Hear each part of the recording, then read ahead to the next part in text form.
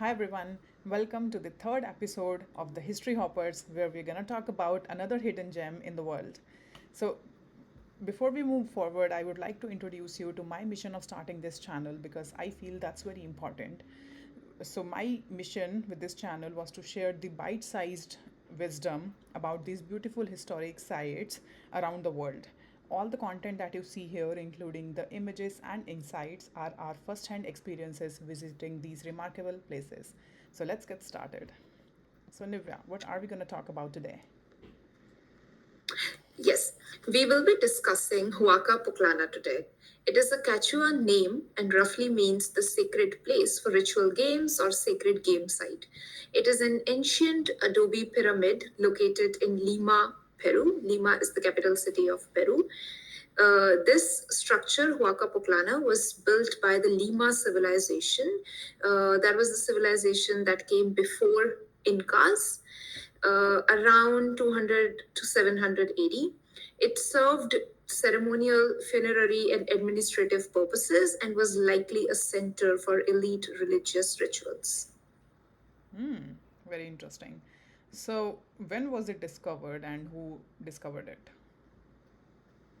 So, Huaca Pucllana was first formally excavated in 1967 by archaeologists from the Federico Villarreal National University and the Ministry of Culture. However, Dr. Isabel Flores Espinoza is widely credited with bringing the site to light thanks to her systematic excavation and research that began in 1981. Okay, thanks a lot for sharing that. Okay, so where is this site located and how to get there? So Huaca Pucllana is located in the heart of Miraflores district in Lima, Peru. It is approximately 1 hour 30 minutes away from Lima's international airport.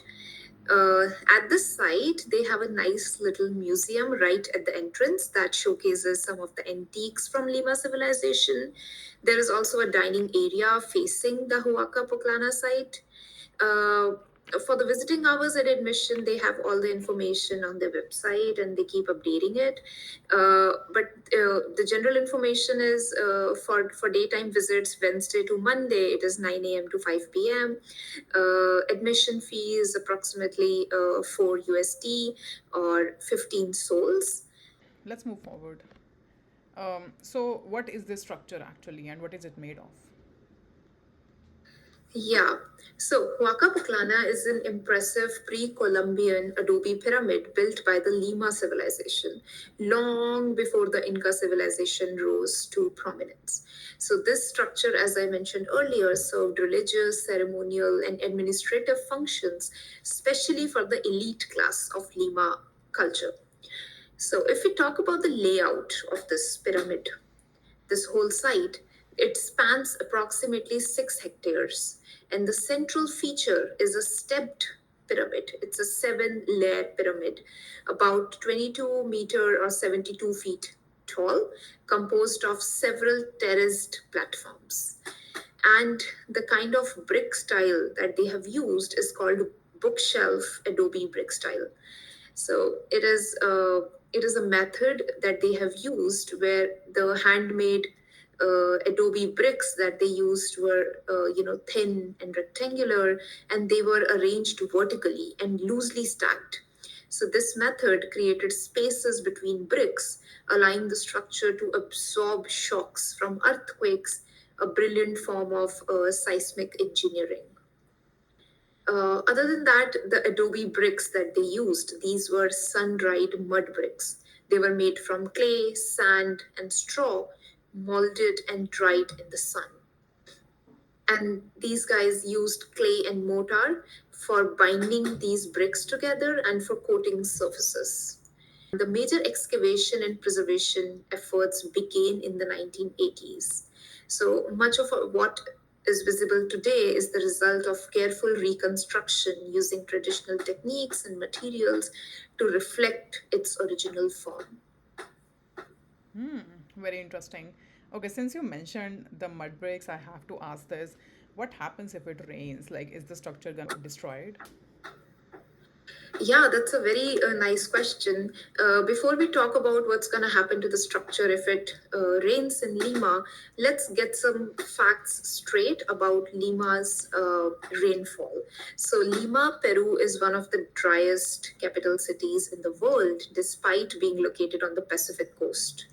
So, the average annual rainfall in Lima is extremely low. It is just 10 to 15 millimeters or zero point 0.4 to zero point 0.6 inches per year, and there is no true rainy season in Lima. Instead, it experiences a humid winter from June to September with light drizzle here and there. So, coming to your question, if Lima were to experience sustained heavy downpours, especially at levels seen during intense El Nino events, Huaca Pucllana would be at a significant risk, but not entirely defenseless. Hmm, I see. That's very interesting. Okay, so since we're talking about it, in this context, would you like to uh, touch upon the flooding in Lima? So that happened like around 2017, if I'm not wrong. So what happened to this structure at that time? Yeah, yes. So, as I said, if you see heavy downpours in Lima due to some El Nino events, that is exactly what happened in 2017. In March of 2017, Lima saw flooding. That was one of the most severe natural disasters Peru had faced in decades, and it was driven by a coastal El Nino phenomena. So, but to our surprise, Huaca Pucllana experienced only minor erosion and surface damage. And thanks to, first, its elevated location in Miraflores. It is not close to the sea, it is not close to the river banks. So that helped it, get protection from the heavy flooding in the area. And since the 1980s, when the excavation took place, the site has been under constant archaeological supervision with drainage infrastructure and reinforced barriers added as part of conservation. And these systems were critical during the 2017 floods, diverting water away from sensitive areas. Last but not least is the resilient ancient adobe design of the structure. So the design using the mud bricks and the clay mortar, it is so porous and allows some natural absorption and evaporation of moisture. So thanks to all these factors that Huaca Pucllana survived this heavy flooding in Lima in March 2017. Mm, okay. Uh, Incredible. And I'm sure my viewers would want to go to this site.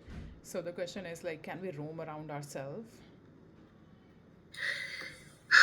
Actually, no. So some part of the site is still an active excavation and research area. So there are guided tours available. You can, if you want, you can book a private guide or maybe book a guide through the museum. But you have to have a guide to enter the site. The site do the tours for the general public at a very good frequency, and the tour guides are pretty thorough in sharing knowledge and making it worth your time. So and most importantly, the tours last for 45 minutes to 1 hour depending on your walking pace, and you can book the tour online or purchase the tickets on site. Mm-hmm. Okay. Um, Before moving forward, I would just like to let my viewers know that you can see these buildings in the images, which explains like this structure is right in the middle of Lima city. Okay, while we were there, these two sites really stood out for us. So, would you mind explaining a bit more about these sites? Absolutely. So the image on your left hand side is a funerary site. It is called a funerary hole or burial pit. So these are the most intriguing archaeological features of the Huaca Pucllana site, offering a window into the religious beliefs, social hierarchy, and intercultural layering of ancient Peru. And these pits or holes were used to bury elite individuals, particularly during the Wari occupation of the site, although some earlier Lima culture burials also exist. So, if we talk about the shape or size of this pit, it is mostly cylindrical or rectangular, up to 2 meters deep, and some are lined with mud bricks or clay. So, talking about the orientation of how the body was placed, there's this little image of a man sitting in a fetal position. So, I put that image there just to kind of focus on how the bodies were placed in this hole. So they made the person sit in a fetal position after they die, often facing east, possibly symbolizing rebirth. And then the dead bodies sitting in a fetal position were wrapped in multiple layers of fine textiles, forming cocoon-like bundles, and placed with offerings such as ceramics, food, tools, and ornaments. Other than that, they also included some day-to-day, spices and food stuff like gourds, llama bones, and some food offerings indicating beliefs in an afterlife. Okay. Moving on, if we look at the picture on the right side, these are the clay pots. These are large ceramic pots with intricate marine designs, and these were ritually broken during ceremonies. So these big clay pots that you see in the picture, these are present at the Huaca Pucllana site at various places. So these are basically large ceramic vessels that played a crucial role in the ritual and practical life of the temple complex. These artifacts are commonly referred to as urpos or storage jars.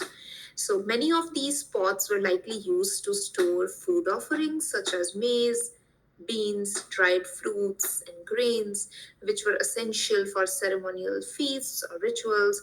Some may have held chicha, which is a very famous fermented corn drink that you can find in throughout Peru. Uh, and then, other than that, some of the pots have been found near burial pits or ceremonial plazas, suggesting they may have been used to hold offerings for the dead or as part of the funeral rites. So, talking about how they were made, they were actually handmade from local clay, then sun dried and fired in open air kilns. So many of these pots are over 1 meter tall with wide bellies and narrow mouths for controlled pouring or storage. Okay. That's very cool. Um, okay, so I would like to know more about this image, and if you could share a bit more information about the Yashma culture. Yeah, so this image here depicts the ritual scenes by Yashma people, including human figures in ceremonial, white ceremonial robes. There are musicians, and then there are some people who are making offerings to their, gods. So these Yashma people who occupied Huaca Pucllana after the decline of the Lima culture around 1900 to 1500 AD, they performed ritual offerings that reflected their spiritual beliefs, agricultural needs, and reverence for ancestors and deities.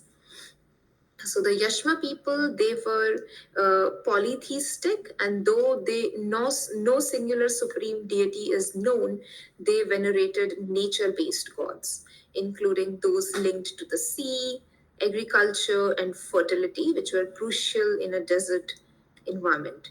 So if you take a closer look at the picture, you can see that they are offering some cotton. There's some cotton lying in one of the baskets. uh, there's also some coca leaves. So that's what this picture is all about.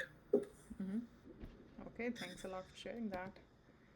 Okay, thank you everyone for watching this video. I hope you guys learned a lot, as I have learned a lot, of course. And we will come back again with next video pretty soon, where we'll talk about some another hidden gem in the world. But yeah, if you really like this video, if you think you had learned something useful, then I would really appreciate if you like, subscribe, and share our video.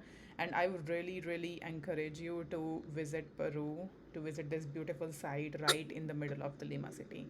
And we will see you next time. Till then, bye bye.